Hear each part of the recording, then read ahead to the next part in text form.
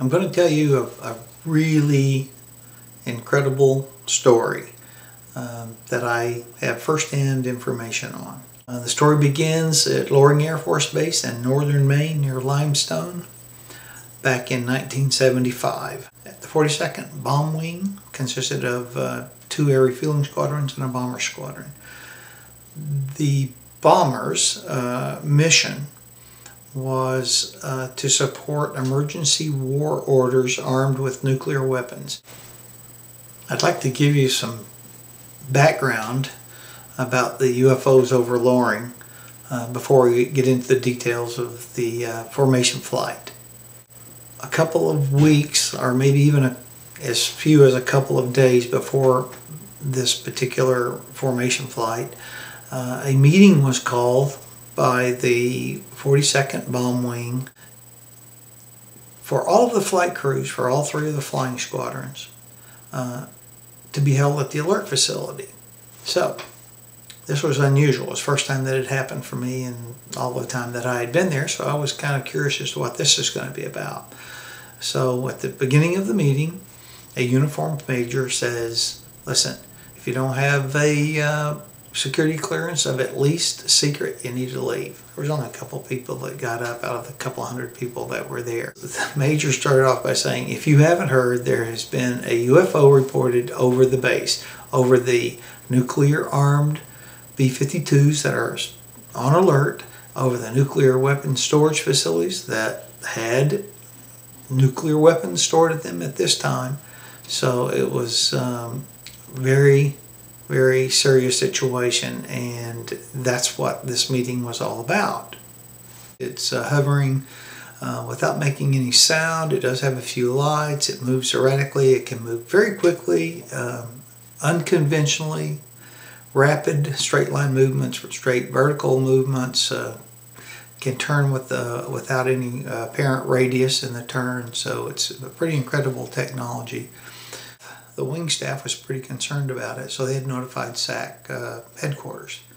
And we were told, don't talk to anybody about it if you have one of these incidents. You can talk to us, and we'll be debriefing you, but outside of this room, don't talk about it.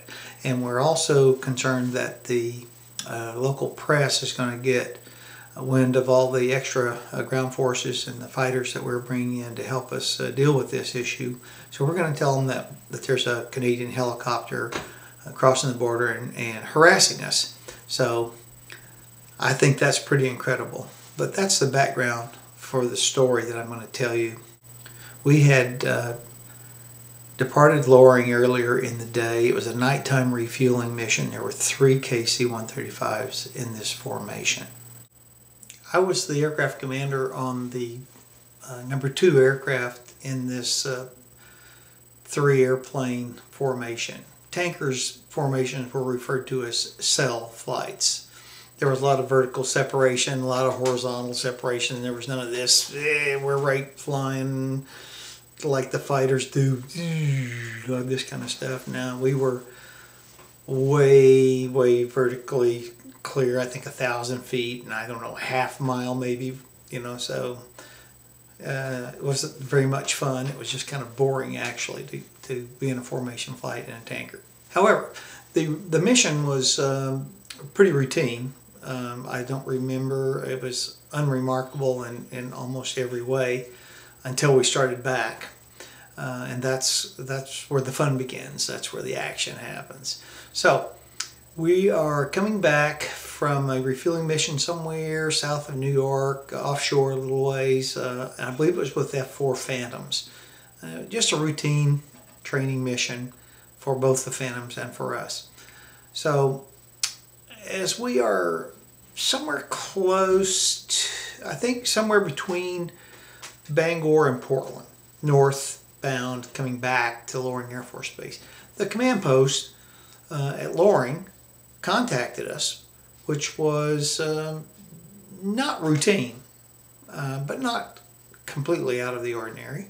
But when they asked the aircraft commander of the cell leader, the aircraft commander of the number 1 tanker, to change radio frequencies and stand by, they had an important radio call that they wanted to talk to me about. That was pretty unusual.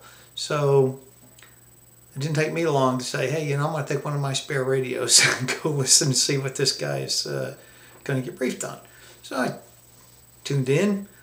Number 3 tanker probably had the same curiosity. He did the same thing, I'm sure. And we're listening to the command post telling the cell formation leader, listen, the UFO is over the base again right now. And we want you to pass off the leadership of the formation of the cell flight to the number 2 aircraft. And then we want you, number 1 aircraft, to turn your lights out, turn your radios off, and head straight to the base at your own discretion. Altitude, airspeed, path, whatever, at your own discretion. Which is unusual, very unusual to hear that. Incredible, as a matter of fact. So I was quite shocked. So the cell leader acknowledges and says, will do. So the next thing you know, I'm getting a call from him. He's contacted me and said, listen, I just got special orders. I have to depart the formation. You're going to take over leadership of the cell. Let the navigators coordinate our positions. When you're ready, you got it. So the navs did that. I was convinced that we were where they said we were. I could see some of the cities, so I knew we were close. So I trusted the nav, and off we went to the initial approach fix. And the aircraft commander of the number 1 tanker turns his lights off. Don't hear any more communications, so he's now radio silent. And in the moonlight, I could see his silhouette, and down he descended into the darkness, heading straight for Loring Air Force Base. I would have loved to have traded places with him. So number 2, now the old number 3, and number 2 and I started to head to the initial approach fix, which is quite a ways south of the south end of runway 36. Runway 36 lands to the north. So going straight to the base is a lot faster, and everything unfolds with that aircraft as he approaches the base well before I make it to the initial approach fix. I start hearing tower channel frequency communications that are really exciting. I've heard some combat radio discussions during some bomb strikes with the F4s, so I can recognize a little stress in the voices, and that was definitely stress in these voices. I wouldn't call it panicked, but it was bordering on frantic as they're talking about. Did you see it? Where is it now? Which way did it go? Oh my God, there it goes, and it's down on this end of the runway. It's over East Loring. No, it's back over the alert bombers, and that kind of communication back and forth. Quite a few different people talking on the tower frequency. I don't believe I could hear the tanker's crew members chiming in. I'm not sure I would have recognized them. Maybe I would have. I do know that when the tanker is at elevation, with KC-135 is at elevation, the radar, forward-looking radar, has like 240-mile range. I'm not sure what it is. It's substantially reduced at ground level, and they were flying in really, really low, I believe. So the fact that they lost radar contact with the UFO in almost an instant is remarkable in itself. And then they said, I did hear the communication say something to the effect of, we've lost it. And then as quickly as the communications had started on the tower frequency, they ended. So that was kind of the end of the excitement. And my wingman and I continued our normal approach to runway 36. We broke up the formation just after we hit the initial approach fix, so I landed a couple minutes later. The second airplane landed, and taxied in. It is in the middle of the night. There's not a lot of action going on at the base that we can see. and we proceeded to our squadron, normal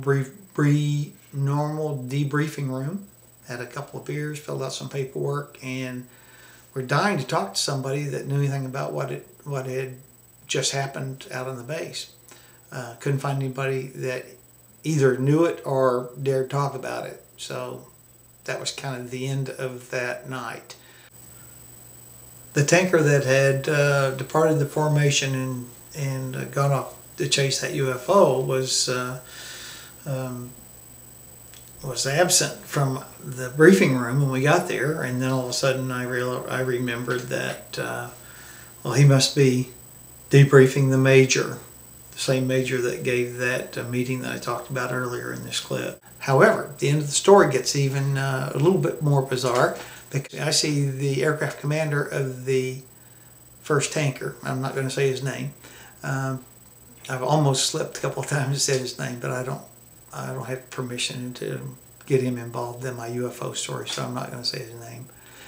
I see him walking along in front of the base exchange, the BX over at Loring, just a couple of days after the flight, I believe. So I pulled my truck over and got out and went running over to him and said, "What in the hell happened the other night with that UFO?" And he looks at me and he goes, "I can't talk about it. I can't talk about it. You wouldn't believe me if I could talk about it." So that's the end of the story. And as incredible as it is, that's as true as I can remember. It's been a long time ago, but I had a lot of experience at the time of that incident, and I've had a lot of experience in the cockpits after that experience, but I've never had anything as incredible as that happen. Hope you enjoyed that story. I enjoyed telling it. Bye.